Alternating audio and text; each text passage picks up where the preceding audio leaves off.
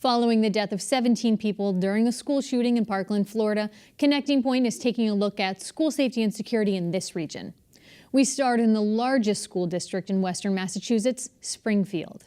I spoke with Springfield Public Schools Superintendent Daniel Warwick and school committee member LaTonia Monroe Naylor. I began by asking Naylor how she handled news of the tragedy with her own children. So I have 4 children, actually 2 of them in middle school, 2 of them in elementary. And so the initial response was like, oh my goodness, like I cannot believe this happened. And so we did start to have conversations about, are you feeling safe in school, or what do you think is happening? And the wonderful thing that I was glad to hear was that they feel safe. They feel like the schools are doing what they're supposed to do to protect them. They talked about the drills that they have and different things that they do security-wise to make sure that if something did ever happen, they would know what to do and how to respond. And so they feel like they're empowered around that. They do. They do, and so they're excited about the opportunity to have the conversation, but they also felt good knowing that even before this incident occurred, that they had already been, practicing this for at least a year. I know of that they've been doing this in their school, so it's good to know that we're not being reactive, where we're looking at a situation and saying, okay, well, what can we do now that this happened? It's like, okay, we already started. Let's really look at things and say, what can we do better just to make sure that we are really making sure we're dotting all of our I's and crossing our T's. As teachers and staff came back into the 60 schools within the Springfield Public School District, what were you hearing from those people about how they felt entering the building? Well, I think this has created a sense of urgency around the entire country. Mm-hmm. There's a lot of discussion. I think it's made people feel uncomfortable, mm-hmm. and I think people feel uneasy. I think the advantage we have in Springfield is we've had a very proactive approach to this issue for the last 10 years, mm-hmm. and have put a lot of things in place to make people feel more comfortable. But certainly I think as a country, I think everyone's looking at what's going on and not feeling really good about it.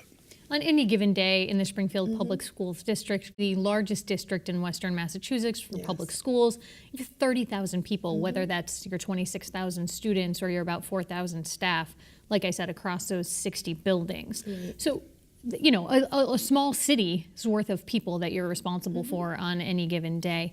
If someone were to come on the property with a weapon, what's the current protocol to respond to that for teachers? The first thing you try to do is harden the target. So we have a single entry access point to every building, so that you have to be buzzed in every building. There's cameras outside and inside at every door. Mm-hmm. So to stop anyone from entering with a gun would be the first line of defense. And then we have protocols in place should someone work through the security. And what about for kids? You said your kids have been trained. What yes. do they know to do? My kids have told me that they tell them where they're supposed to go in the classroom, how they're supposed to line up, and all of those different things. So they know, depending on whatever that situation is, they know what they're supposed to do as a reaction. We have an entire protocol that we train staff on for every possible emergency, and exactly how staff is supposed to proceed with that emergency. So for the students, they're trained, be it an intruder drill, fire drill, or various other types of drills, exactly what they're supposed to do and how they're supposed to proceed. The district also has both Springfield police officers mm-hmm. in various schools, but also additional security guards. Yes. How often are you looking at, do we have enough? Do we have too many? Is this an effective way to be protecting students and staff here? Yeah, and I think it's evolved over the last years. Back when I was a principal some years ago, the whole feel was let's invite the parents into the school, let's get families involved in the school, and schools were very, very open. Now we're single point entry. We have interior, exterior locks on every door. We have buzz-in systems. We've invested millions in cameras, locks, security, so that we've really hardened that target significantly at every school and have protocols in place and staff trained to deal with those protocols. We've heard a lot about whether or not school teachers and staff should be armed on campus. I don't feel it's a good idea to arm untrained teachers and have extra guns on the school campus with personnel that wouldn't be properly trained. Our police are armed, but of course they're properly trained. Our security guards are not armed. How often is the district looking at its policy around safety and security? So we as school committee members take it very serious. And so we have already started, and again, before this Florida shooting happened, we had already talked about getting together, having a subcommittee meeting to relook at a lot of our policies to see, is there anything that's dated? Is there anything that we want to ask questions or get clarity on? Is there any amendments that we may want to ask about? So it's imperative for us to look at it regularly, depending on what the policy is, to really make sure that as trends are happening in the country, that we're staying abreast of those and ahead of them as much as possible. So we just always want to better understand what they're doing now, what are they doing to be proactive, and then is there anything that maybe we can ask about that they hadn't thought about, or anything we know about that we've learned about that they're not doing, and then look to implement that into the policy later. I think I've been struck by the lack of discussion at the national level about the connection that I've heard you make between a solid education and safety, public safety. Absolutely. In the long term. Have either of you been discouraged at the lack of that discussion at the national level? And should we be talking about it more here at the local level?